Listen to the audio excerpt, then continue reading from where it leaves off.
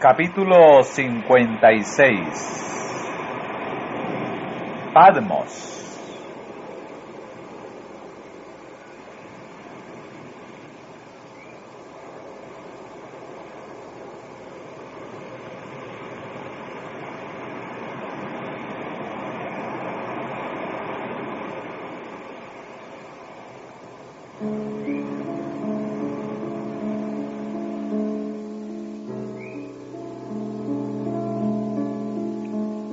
Más de medio siglo había pasado desde la organización de la Iglesia cristiana.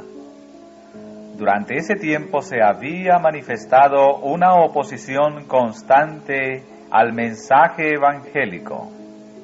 Sus enemigos no habían cejado en sus esfuerzos y finalmente lograron la cooperación del emperador romano en su lucha contra los cristianos.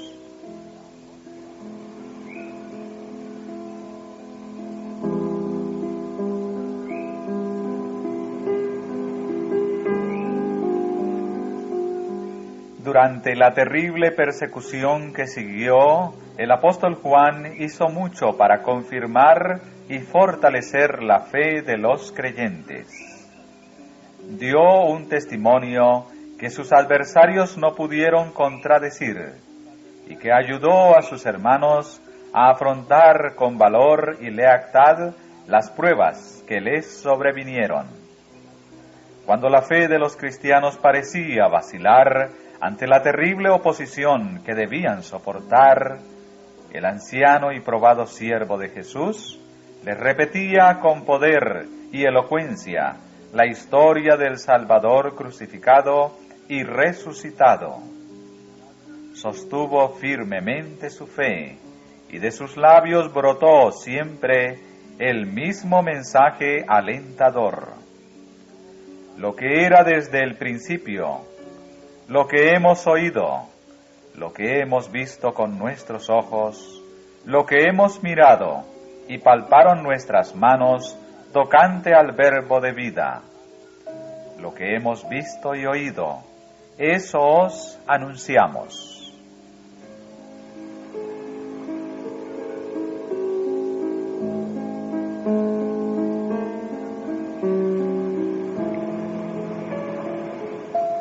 Juan vivió hasta ser muy anciano. Fue testigo de la destrucción de Jerusalén y de la ruina del majestuoso templo. Como último sobreviviente de los discípulos que estuvieron íntimamente relacionados con el Salvador, su mensaje tenía gran influencia cuando manifestaba que Jesús era el Mesías, el Redentor del mundo. Nadie podía dudar de su sinceridad, y mediante sus enseñanzas, muchos fueron inducidos a salir de la incredulidad.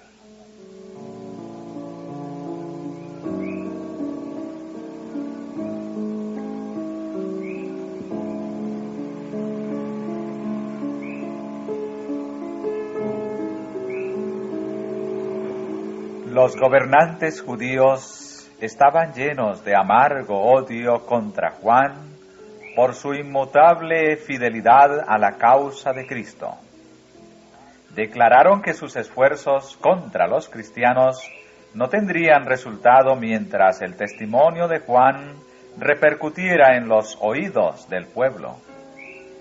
Para conseguir que los milagros y enseñanzas de Jesús pudiesen olvidarse, había que acallar la voz del valiente testigo.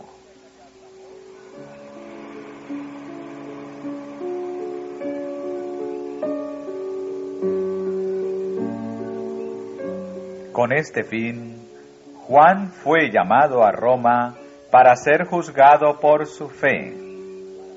Allí, delante de las autoridades, las doctrinas del apóstol fueron expuestas erróneamente.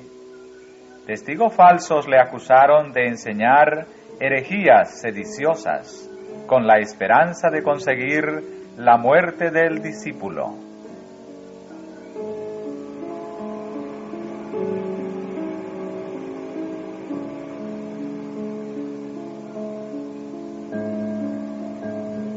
Juan se defendió de una manera clara y convincente, y con tal sencillez y candor que sus palabras tuvieron un efecto poderoso. Sus oyentes quedaron atónitos ante su sabiduría y elocuencia. Pero cuanto más convincente era su testimonio, tanto mayor era el odio de sus opositores. El emperador Domiciano estaba lleno de ira. No podía refutar los razonamientos del fiel abogado de Cristo, ni competir con el poder que acompañaba su exposición de la verdad, pero se propuso hacer callar su voz.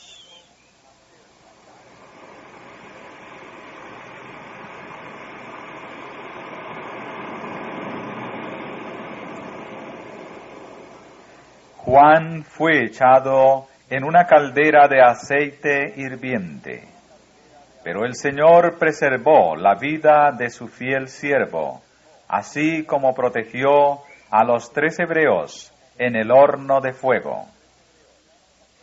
Mientras se pronunciaban las palabras, así perezcan todos los que creen en ese engañador, Jesucristo de Nazaret, Juan declaró: mi maestro se sometió pacientemente a todo lo que hicieron Satanás y sus ángeles para humillarlo y torturarlo. Dio su vida para salvar al mundo. Me siento honrado de que se me permita sufrir por su causa. Soy un hombre débil y pecador. Solamente Cristo fue santo, inocente e inmaculado. No cometió pecado, ni fue hallado engaño en su boca.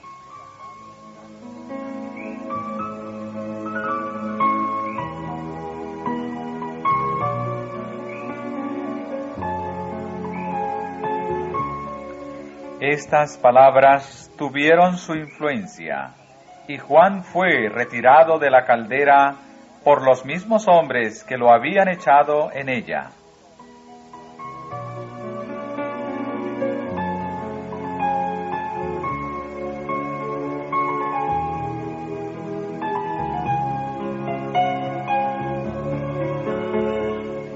Nuevamente la mano de la persecución cayó pesadamente sobre el apóstol. Por decreto del emperador, fue desterrado a la isla de Patmos, condenado por la palabra de Dios y el testimonio de Jesucristo. Sus enemigos pensaron que allí no se haría sentir más su influencia y que finalmente moriría de penurias y angustia.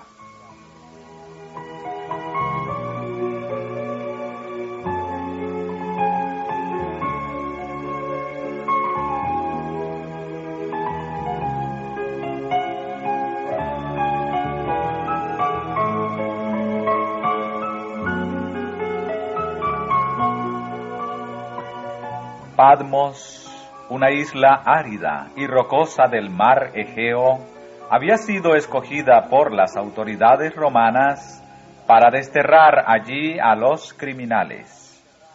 Pero para el siervo de Dios, esa lóbrega residencia llegó a ser la puerta del cielo.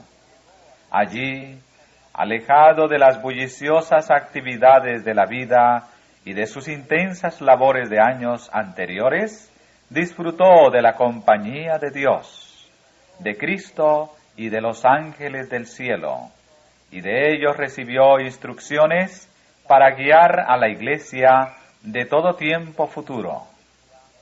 Le fueron bosquejados los acontecimientos que se verificarían en las últimas escenas de la historia del mundo, y allí escribió las visiones que recibió de Dios.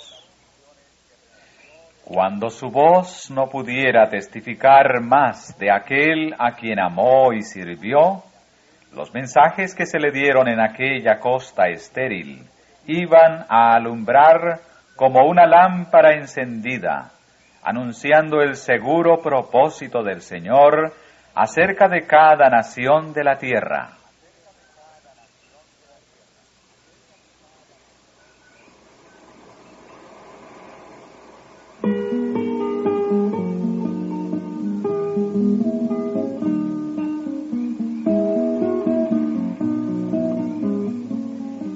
Entre los riscos y rocas de Patmos, Juan mantuvo comunión con su Hacedor.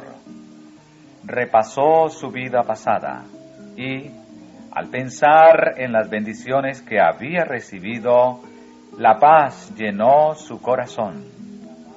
Había vivido la vida de un cristiano y podía decir con fe: nosotros sabemos que hemos pasado de muerte a vida. No así el emperador que le había desterrado. Este podía mirar hacia atrás y ver únicamente campos de batalla y matanza, hogares desolados, viudas y huérfanos llorando, el fruto de su ambicioso deseo de preeminencia.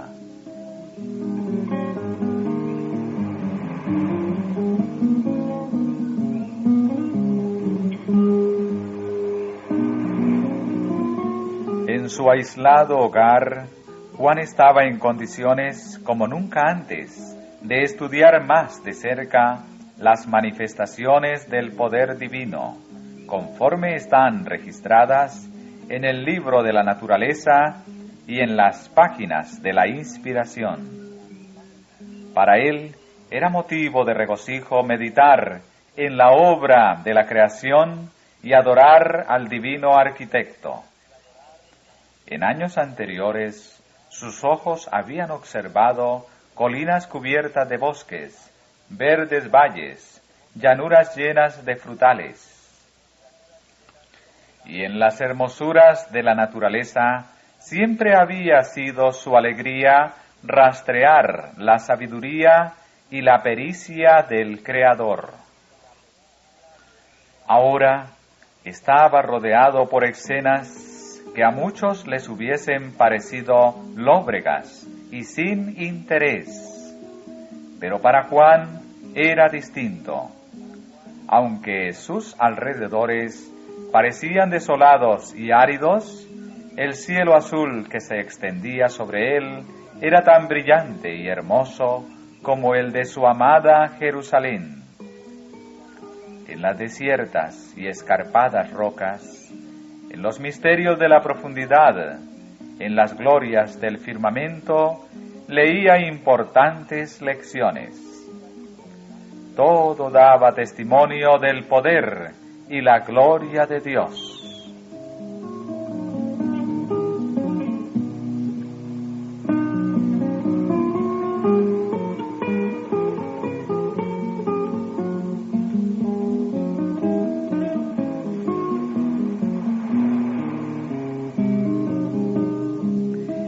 En todo su derredor, el apóstol observaba vestigios del diluvio que había inundado la tierra porque sus habitantes se habían aventurado a transgredir la ley de Dios. Las rocas sacadas de las profundidades del mar y de la tierra por la irrupción de las aguas le recordaban vívidamente los terrores de aquella terrible manifestación de la ira de Dios. En la voz de muchas aguas, en que un abismo llamaba a otro, el profeta oía la voz de su Creador. El mar, azotado por la furia de vientos despiadados, representaba para él la ira de un Dios ofendido. Las poderosas olas, en su terrible conmoción, contenidas por límites señalados por una mano invisible, le hablaban del control de un poder infinito. Y en contraste, se daba cuenta de la fragilidad e insensatez de los mortales, los cuales, a pesar de ser gusanos del polvo, se glorían en su supuesta sabiduría y fuerza, y ponen sus corazones contra el Rey del universo, como si Dios fuera semejante a uno de ellos. Al mirar las rocas recordaba a Cristo, la roca de su fortaleza, a cuyo abrigo podía refugiarse sin temor. Del apóstol desterrado en la rocosa Patmos subían los más ardientes anhelos de su alma por Dios, las más fervientes oraciones.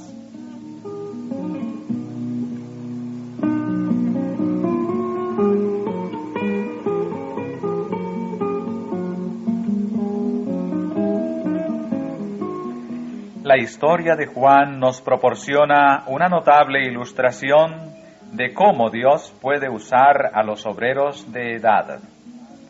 Cuando Juan fue desterrado a la isla de Patmos, muchos le consideraban incapaz de continuar en el servicio, y como una caña vieja y quebrada, propensa a caer en cualquier momento. Pero el Señor juzgó conveniente usarle todavía. Aunque alejado de las escenas de su trabajo anterior, no dejó de ser un testigo de la verdad. Aún en Patmos se hizo de amigos y conversos.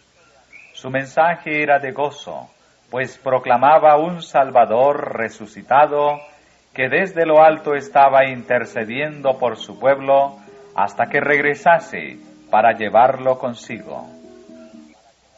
Después que Juan había envejecido en el servicio de su Señor, recibió más comunicaciones del cielo de las que había recibido durante todos los años anteriores de su vida.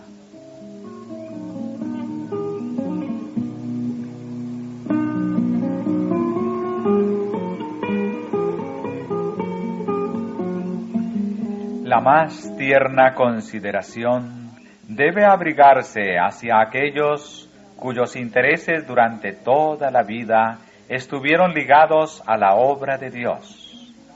Esos obreros ancianos han permanecido fieles en medio de tormentas y pruebas. Pueden tener achaques, pero aún poseen talentos que los hacen aptos para ocupar su lugar en la causa de Dios. Aunque gastados e imposibilitados de llevar las pesadas cargas que los más jóvenes pueden y deben llevar, el consejo que pueden dar es del más alto valor.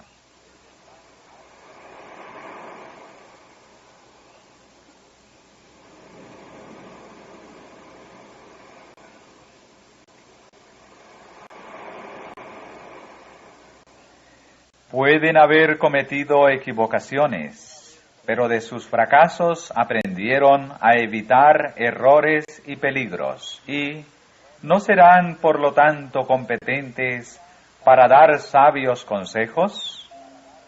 Sufrieron pruebas y dificultades, y aun cuando perdieron parte de su vigor, el Señor no los pone a un lado. Les da gracia especial y sabiduría.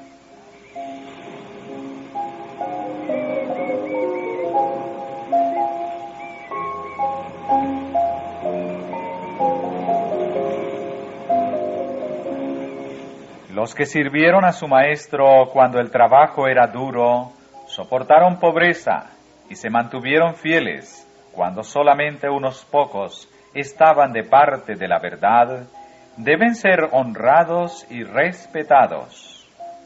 El Señor desea que los obreros más jóvenes logren sabiduría, fuerza y madurez por su asociación con esos hombres fieles.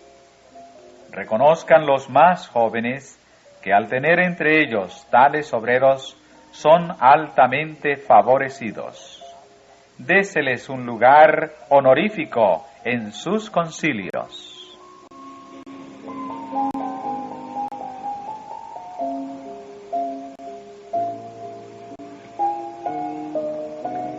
A medida que los que han gastado su vida en el servicio de Cristo se acercan al fin de su ministerio terrenal, serán impresionados por el Espíritu Santo a recordar los incidentes por los cuales han pasado en relación con la obra de Dios.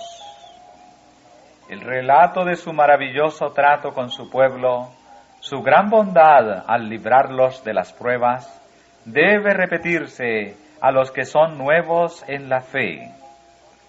Dios desea que los obreros ancianos y probados ocupen su lugar y hagan su parte para impedir que los hombres y mujeres sean arrastrados hacia abajo por la poderosa corriente del mal. Desea que tengan puesta su armadura hasta que Él les mande deponerla.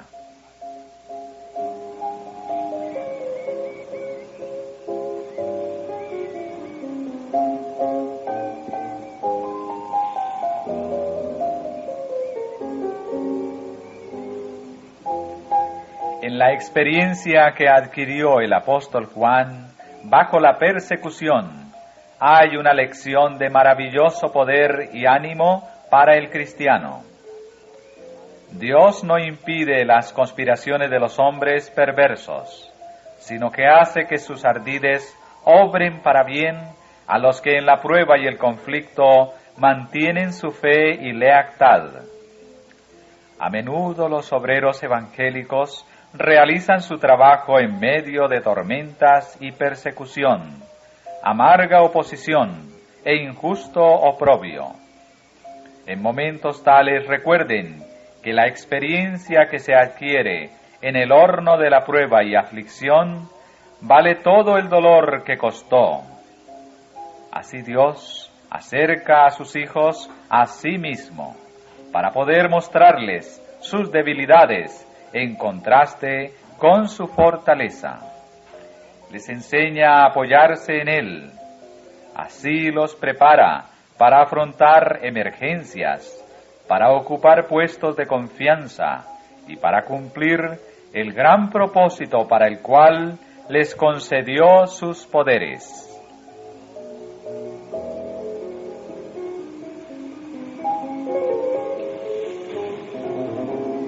En todos los tiempos, los testigos señalados por Dios se han expuesto al vituperio y la persecución por amor a la verdad.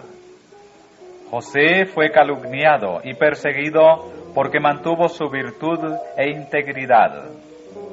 David, el mensajero escogido de Dios, fue perseguido por sus enemigos como una fiera. Daniel fue echado al foso de los leones porque se mantuvo fiel al cielo. Jod fue privado de sus posesiones terrenales y estuvo tan enfermo que le aborrecieron sus parientes y amigos. Pero aún así mantuvo su integridad. Jeremías no pudo ser disuadido de decir las palabras que Dios le había ordenado hablar, y su testimonio enfureció tanto al rey y a los príncipes que le echaron en una inmunda mazmorra. Esteban fue apedreado porque predicó a Cristo y su crucifixión. Pablo fue encarcelado, azotado con varas, apedreado y finalmente muerto porque fue un fiel mensajero de Dios a los gentiles. Y Juan fue desterrado a la isla de Patmos por la palabra de Dios y el testimonio de Jesucristo.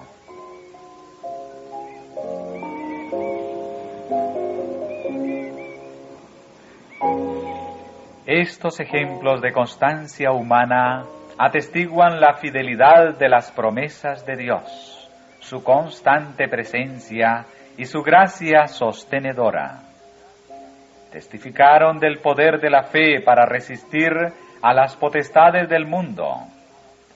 Es obra de la fe confiar en Dios en la hora más oscura y sentir, a pesar de ser duramente probados y azotados por la tempestad, que nuestro Padre empuña el timón. Solo el ojo de la fe puede ver más allá de las cosas presentes, para estimar correctamente el valor de las riquezas eternas.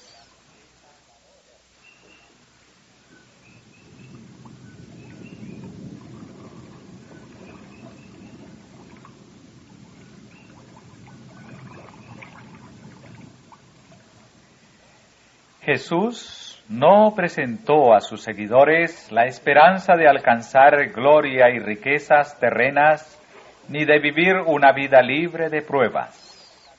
Al contrario, los llamó a seguirle en el camino de la abnegación y el vituperio.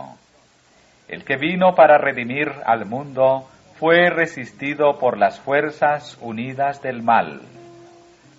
En confederación despiadada, los hombres malos y los ángeles caídos se opusieron al príncipe de paz. Todas las palabras y los hechos de él revelaron divina compasión, y su diferencia del mundo provocó la más amarga hostilidad.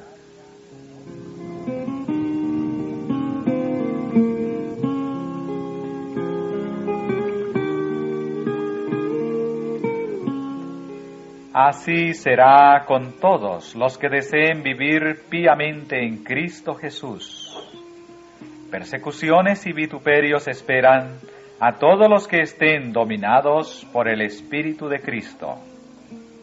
El carácter de la persecución cambia con los tiempos, pero el principio, el espíritu que la fomenta, es el mismo que siempre mató a los escogidos del Señor desde los días de Abel.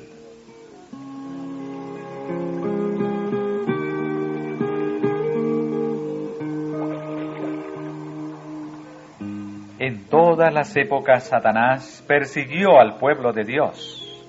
Torturó a sus hijos y los entregó a muerte, pero en su muerte llegaron a ser vencedores. Testificaron del poder de uno que es más fuerte que Satanás.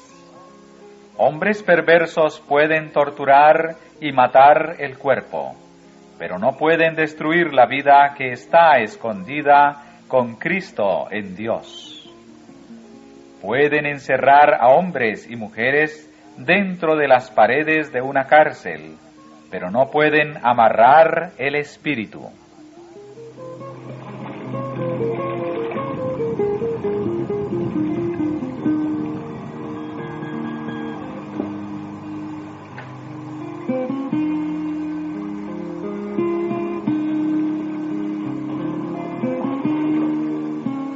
En medio de la prueba y la persecución, la gloria, el carácter de Dios se revela en sus escogidos.